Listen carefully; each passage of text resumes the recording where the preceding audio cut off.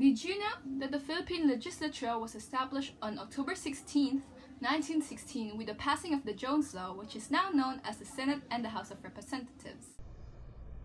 Good day, everyone. Welcome to Modern Media TV News. Now, this just in. According to the World Health Organization, as of October 25th of 2021, there have been a total of 41,783 deaths caused by COVID-19 in the Philippines. Out of the total number of confirmed deaths, the most affected age group were of those who were in the 60s and to their late 60s, followed by 70 to 79 years old and to 50 to 59-year-olds in their age group. Now, 24% of the total number of deaths were reported from the National Capital Region, followed by Central Luzon, which had 13%, and Calabarzon, who only had 12%. The Department of Health recorded a total of 27,213 healthcare workers that tested positive for COVID-19 as of the 24th of October 2021. Of these people, 26,900, or rather 98.8% of those, have recovered.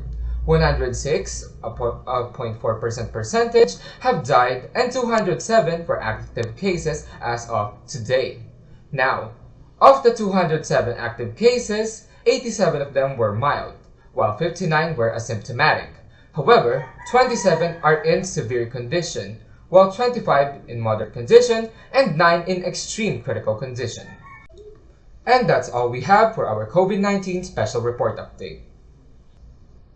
Welcome to our pandemic interview segment, where we have our local TV anchor, Ms. Bascal. Hello there, Ms. Bascal. How are you faring today? Hello, I'm good. I'm just a little bit tired, but I'm happy to be here. Okay, and the weather is looking good. Looks like a perfect time for a talk the talk moment. So, how do you think our country is faring against the COVID-19 pandemic? Well, I must admit, at the beginning, I'm still kind of reluctant about the implementations and the decisions of our government in suppressing the spread of the COVID-19 here in the Philippines, like the very, very late implementation of travel ban, face shields, and even barriers in like PUVs, like jeepneys, buses, and even motorcycles. But over time, my perspective changed as I see firsthand how these rules and regulations can help significantly lower down the daily cases, especially now since the cases dropped to just 1,000 to 3,000 cases a day compared to the past month. Whoa there, folks! Looks like that's all the time we have for today. We'll see you again after the short break. Were you aware that the Philippines is a democratic and republican state? Sovereignty resides in the people, and government authority emanates from them. One basic corollary in a presidential system of government is the principle of separation of powers, wherein legislation belongs to the Congress, execution to the executive, and the settlement of legal controversies to the judiciary. The people's response was quite a mixture of relief, anger, and frustration, as the management of the situation varies with different states of governance. There are some cities or municipalities which are impeccably composed and organized, and some dangling slightly beyond and even below the border. The standard relies upon efficiency and the ability to fairly accommodate the needs of the citizens. Let's heed Pasig City Mayor Vico Soto and Manila's Mayor Mr. Isko Moreno as an example. They managed to raise the standards in terms of giving assistance in this time of pandemic that they gained the title Pandemic Hero besides our frontliners. When this pandemic started, our government implemented ECQs, which lasted for quite a long time, which incited the masses to go panic buying.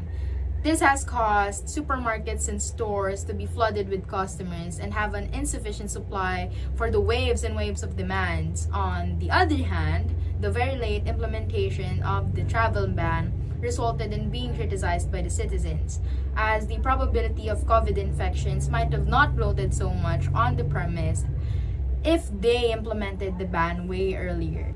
Almost everyone was panicking, so every tita and mommy that I know keeps on updating and forwarding messages about the pandemic. Same. My relatives, especially my mom, was very paranoid during the start of the pandemic. All I wanted to do was go out with my friends without the nagging fear of possibly catching the virus. I feel that had the government taken better action during the start of the pandemic, we'd have been able to contain the virus better. We lack accommodation, which is probably why some people say that the help the government gave their sector does not suffice. So, people, now that you have been presented with this information, do you think that it is fair to call our government as incompetent? To start off, I think there is no such thing as a perfect government. The government for sure are working hard for their people.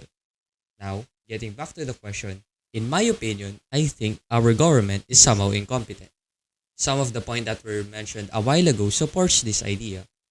But with the release of the vaccine, it somehow helped our country. But we should always remember that the vaccine is not the solution for the problem. Yes, I do agree with what Mr. Bagan said that our government is somehow incompetent, especially in handling some areas.